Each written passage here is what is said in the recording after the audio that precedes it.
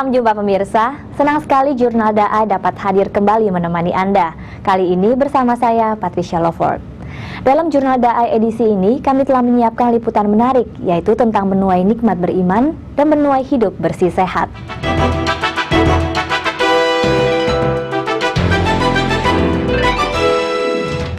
Edukasi pada masyarakat tentang pengelolaan sampah tidak pernah berhenti dilakukan. Salah satunya melalui bank sampah. Secara nasional, data Kementerian Lingkungan Hidup hingga April 2013 menyebutkan total omset bank sampah dapat mencapai hampir 15,3 miliar rupiah per bulan. Tercatat, 1.323 bank sampah yang telah dinaungi badan hukum secara resmi. Selebihnya, banyak pula bank sampah yang masih dikelola dengan sangat sederhana. Banyak cara meningkatkan kesadaran masyarakat tentang pentingnya mengelola sampah. Untuk menangani sampah, tidak bisa tidak setiap orang perlu turut ambil bagian.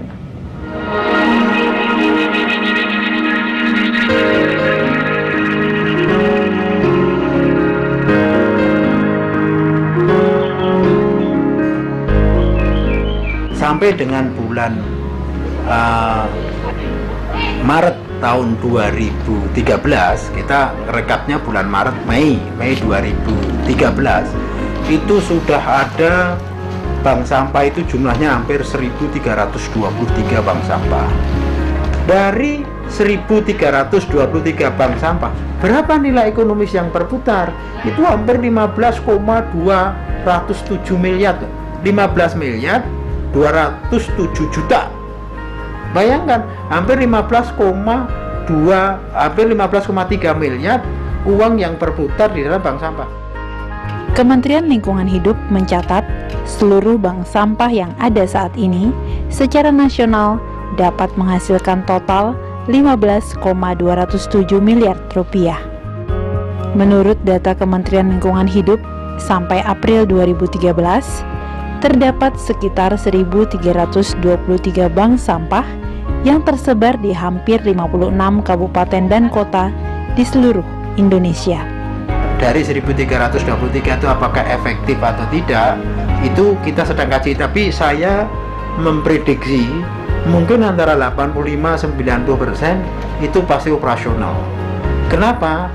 Karena kita tiap bulan itu ada report berapa jumlah sampah yang direjus dari 1.323 bank sampah, tetapi sampai kemarin kita data itu yang rejus itu hampir 890-an. Saya yakin nih, kalau 90% pasti aktif. Kenapa?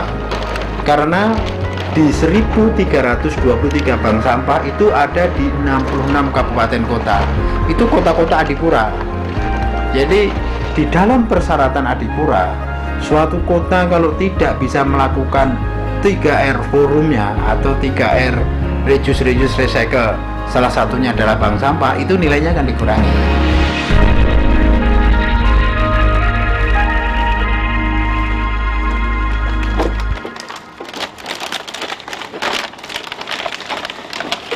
Konsep bank sampah Depok sendiri berbeda dengan bank sampah kota yang lainnya mungkin ya. Karena bank sampah Depok bukan hanya personal yang datang, mungkin personal yang datang kemari sedikit. Tapi bank sampah Depok melihat dari geografis Depok yang demikian luas dan pecah-pecah seperti itu, akhirnya kami memutuskan untuk membuat namanya unit bank sampah atau bank sampah unit. Di setiap kecamatan, di setiap kelurahan, bahkan di setiap RT.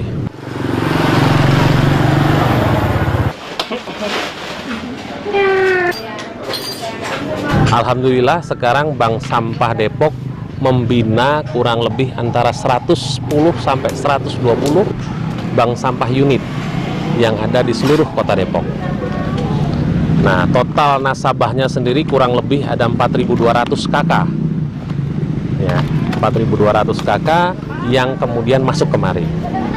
Nah, kenapa kami membuat sistem unit? Karena kalau mereka suruh ke sini semua, mereka akan kejauhan, tempatnya jauh, gitu ya. Akhirnya kita jemput bola, kita bangun bank sampah unit di RT-nya masing-masing. Contoh, ada yang ada di sini, ada yang di Kelurahan Tirtajaya, ada yang di Kelurahan Bezi, ada yang di Kelurahan Sukmajaya, macam-macam. itu mereka kita bentuk di sana, lalu kita jemput.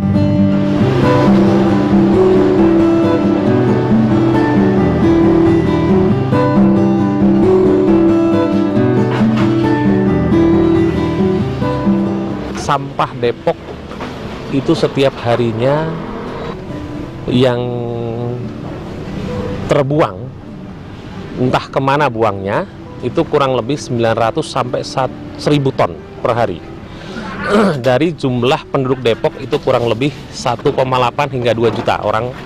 Sedangkan bank sampah Depok kita ini baru bisa mengurangi atau memilah sampah kurang lebih sekitar 2,5 ton lah per hari. Masih jauh dari yang kita harapkan. Ya, masih kerja keras yang harus kita butuhkan supaya Depok bisa paham, Depok bisa mengerti akan arti dari sampah itu sendiri.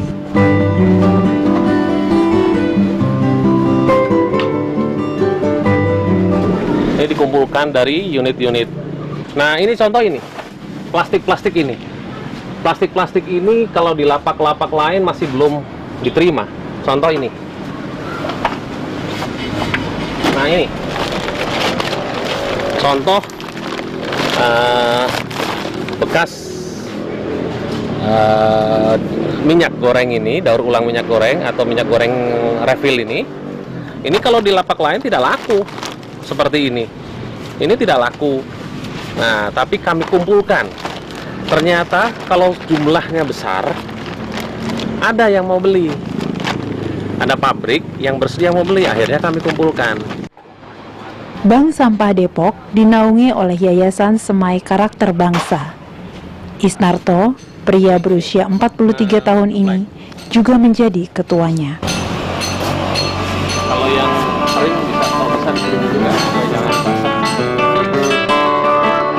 Bersama istrinya, Mahmuda Cahyawati, Isnarto juga menjalankan sebuah tempat pendidikan anak usia dini yang diberi nama PAUD Mas Koki. PAUD ini unik karena cara pembayarannya melalui sampah. Jadi, orang tua murid juga menjadi nasabah bank sampah. Tugas utama Bank Sampah Depok adalah mengoordinir kerja bank sampah di Kota Depok dan terutama mengedukasi sebanyak mungkin masyarakat Depok. Penyelenggaraan PAUD dengan iuran sampah menjadi salah satu cara kreatif untuk proses edukasi. Pemerintah Kota Bekasi kewalahan dalam mengatasi masalah sampah. Data Dinas Kebersihan Kota Bekasi menyebutkan, saat ini volume sampah warga Kota Bekasi rata-rata mencapai 6.000 meter kubik atau 1.500 ton setiap hari. Namun, hanya 45% saja yang terangkut ke TPA Sumur Batu, Bantar Gebang.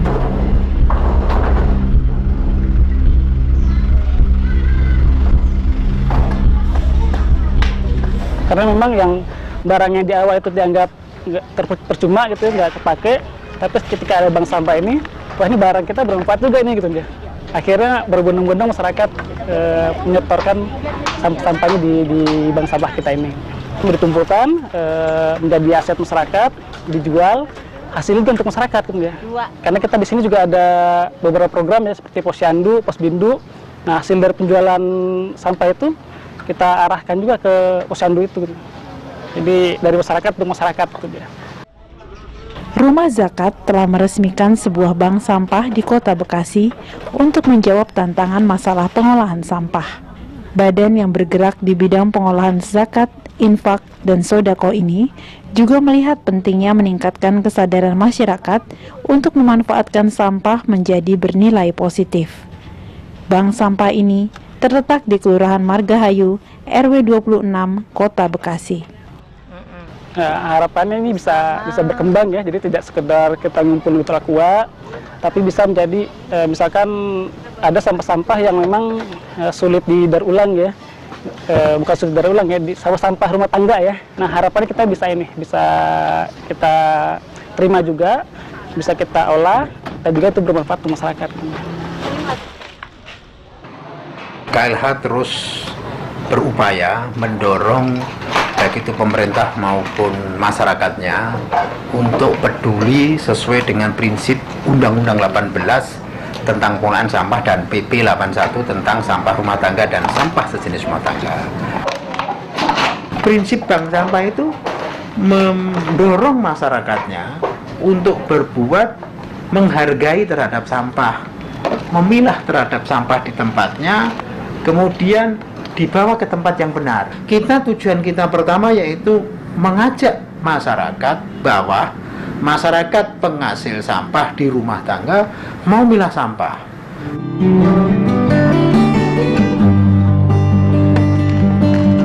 Sampah dapat menjadi masalah ketika manusia tidak mau peduli dengan sampah. Padahal setiap manusia menghasilkan sampah setiap hari. Pada dasarnya, sampah itu mempunyai nilai dan manfaat. Sampah dapat diubah menjadi emas dan emas menjadi cinta kasih.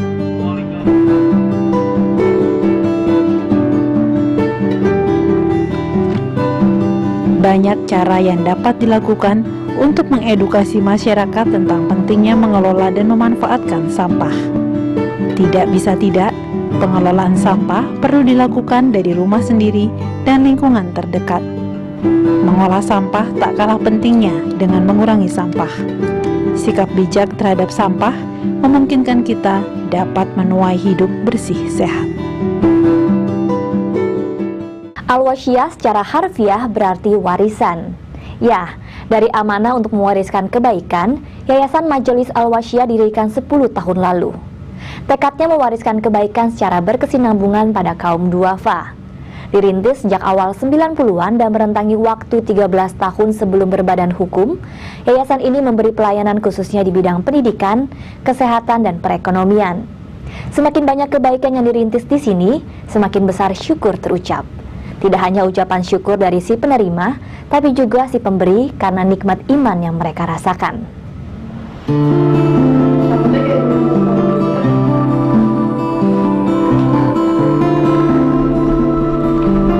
Jujur sih saya senang sih ada di sini, saya senang berada di sini.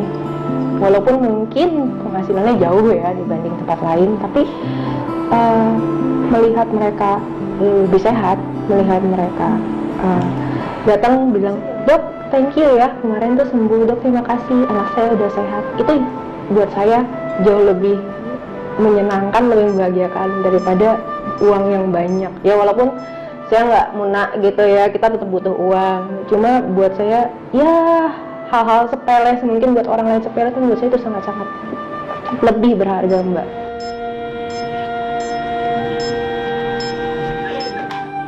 Karena dalam pandangan religius ya, siapa yang menolong hamba Tuhan maka pasti Tuhan menolongnya ya. Siapa yang memberikan kemudahan kepada seorang hamba maka Allah akan memberikan kemudahan kepadanya.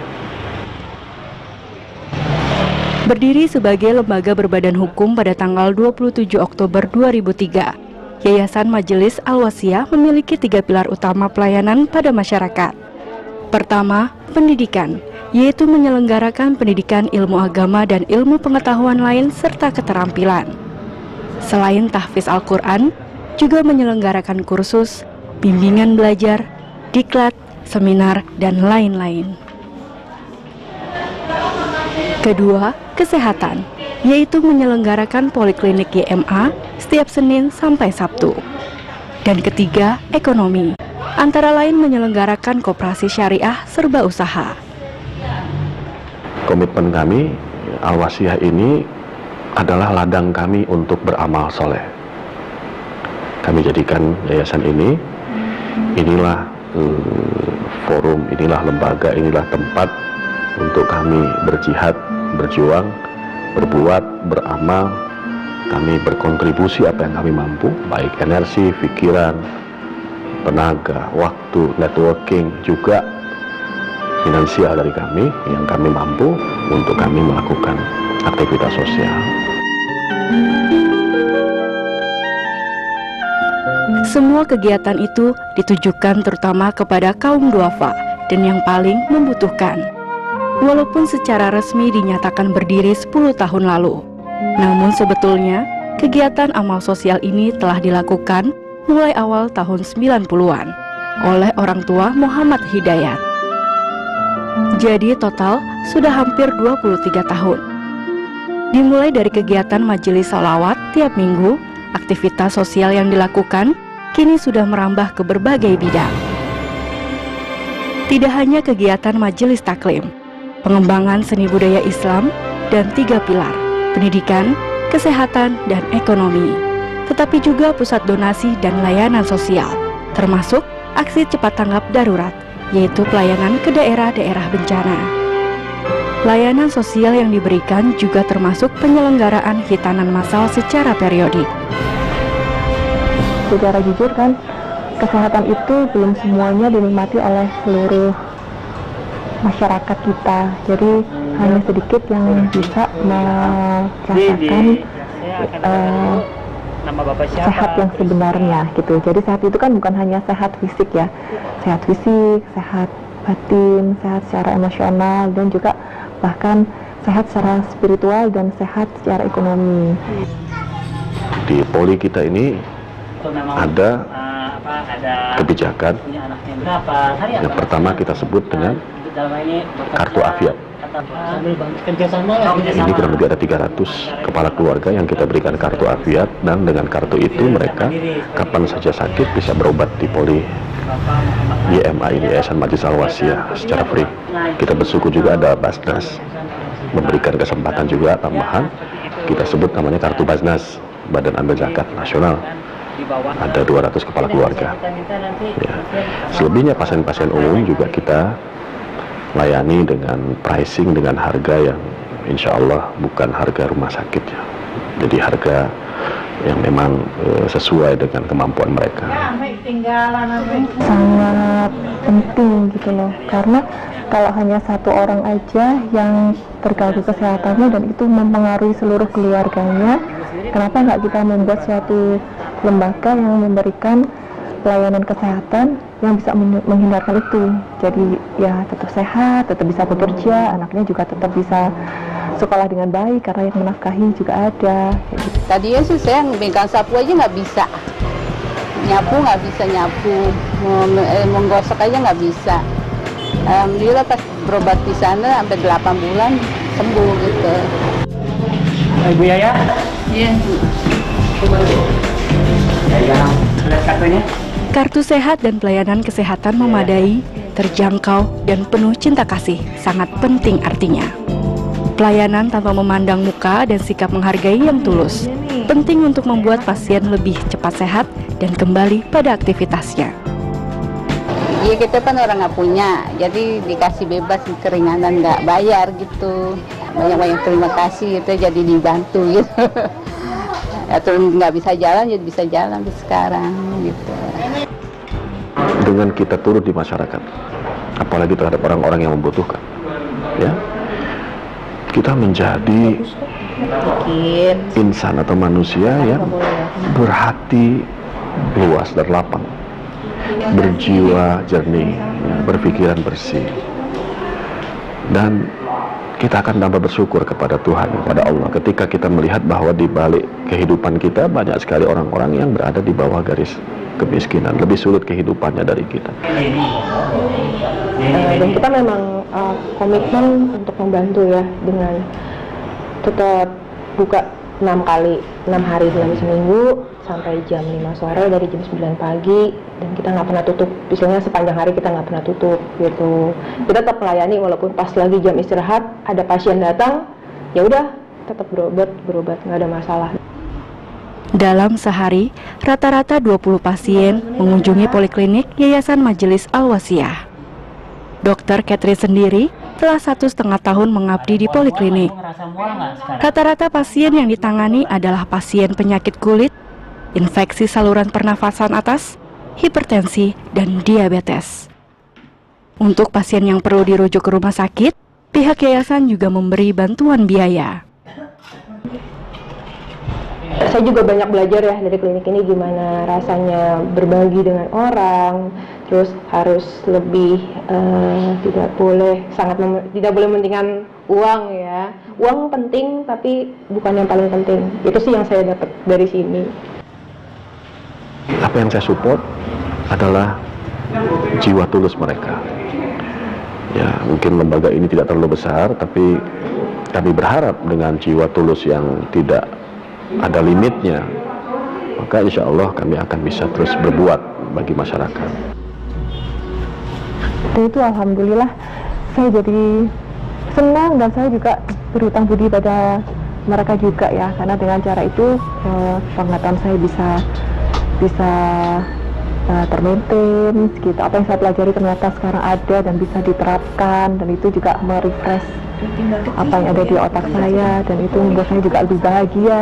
Pokoknya sebenarnya ini bukan hanya soal membantu, tapi ini juga soal bukan hanya membahagiakan mereka gitu, tapi ini ternyata juga membahagiakan saya gitu. Jadi ini hal yang luar biasa yang Allah telah ciptakan ya. Ternyata memang kalau kita memberikan kebahagiaan kepada orang lain, itu kita juga akan mendapatkan kebahagiaan yang lebih besar. Al-Wasiyah secara harfiah berarti wasiat, yaitu suatu pesan untuk berbuat yang bermanfaat, berbuat kebaikan.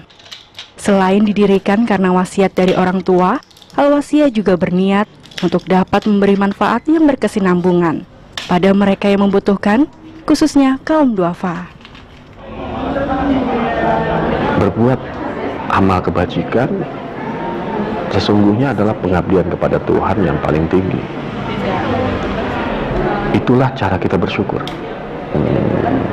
Cara bersyukur kepada Allah adalah dengan beramal soleh. Ya. Dan ketika amal soleh itu kita lakukan dengan ikhlas, maka amal itu menjadi sangat nikmat. Apa yang dirintis dan dilakukan dengan niat tulus dan setia, pada gilirannya dapat memberi manfaat besar bagi banyak orang. Kebaikan tidak hanya berarti bagi orang yang menerima, tetapi juga meningkatkan ketakwaan mereka yang memberikan atau mengadakannya. Memberi berarti mendatangkan berkah bagi orang lain dan bagi diri sendiri. Kehidupan yang dipenuhi oleh niat bersumbangsih menenteramkan hati dan pikiran banyak orang. Jadikan hidup ini penuh makna karena setiap peristiwa mengukir sejarah.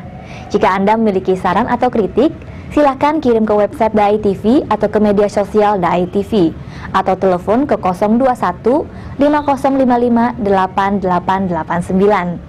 Akhirnya saya Patricia Lovord mewakili seluruh kerabat kerja Jurnal Dai mengucapkan terima kasih atas perhatian Anda. Sampai jumpa.